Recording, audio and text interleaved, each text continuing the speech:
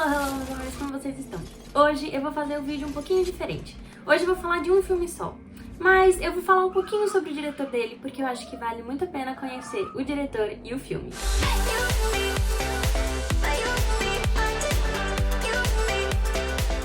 O diretor de quem eu tô falando é o Christopher Nolan, como muitos de vocês sabem, eu sou super fã dele, eu acho ele um diretor incrível, ele tem filmes, assim, fora de série, e são aqueles filmes que você senta e você não vai simplesmente assistir e relaxar, é aquele filme que você tem que prestar atenção do começo ao fim. E tem algumas coisas bem legais de saber sobre ele, antes de eu falar sobre o filme. Ele começou a filmar com a câmera Super 8 do pai dele quando ele tinha 7 anos, e quando ele tava estudando para receber o diploma dele de literatura inglesa na University College London, ele acabou fazendo filmes de 16mm e isso acabou ensinando ele as técnicas de guerrilha que ele ia usar depois no filme Following, que foi um filme que ele teve de orçamento apenas $6 mil e acabou dando um nome pra ele, ele acabou sendo reconhecido porque foi um filme assim que estourou mundialmente e acabou permitindo com que ele fizesse os filmes que ele queria. Uma coisa interessante de se saber, ele dirigiu filmes como, por exemplo, Batman, ele fez a trilogia, ele é inclusive o primeiro diretor não americano a fazer esse filme e ele foi um dos únicos, junto com um cara que dirigiu a trilogia original do Homem-Aranha, a fazer 3 filmes consecutivos do mesmo personagem, porque hoje em dia, se você assistir, cada momento tem um diretor diferente e eles dois foram os únicos que fizeram os 3. Antes dele fazer a estreia no cinema, ele tava fazendo trabalho de câmera e som em vídeos de treinamento, e algumas das principais influências dele, que ele considera muito, é o Ridley Scott e o Stanley Kubrick. Ele é o tipo de cara que prefere filmar em filme ao invés de digital, e ele já falou isso várias vezes, inclusive ele é bem contra os estúdios tirarem o filme normal e passar tudo pro digital. Uma coisa muito interessante de se saber é que ele dirigiu Batman para que ele conseguisse ganhar dinheiro e reconhecimento para que ele conseguisse fazer o filme A Origem. Então, se você não assistiu nenhum dos dois, eu super recomendo, vale muito a pena. Ele se recusa bastante a usar uma segunda unidade para filmar, ele gosta de supervisionar tudo que ele tá filmando e ele não cria esboço da história antes dele começar a escrever. Ele até faz algumas anotações de eventos, de personagens e de coisas do tipo, mas ele não cria um esboço antes dele começar a escrever o roteiro dele. Sabendo tudo isso, eu vou falar do filme Tenet, que ele escreveu e dirigiu. Ele trabalhou com a mulher dele nesse filme, a Emma Thomas. Eles trabalham em várias produções juntos e esse filme é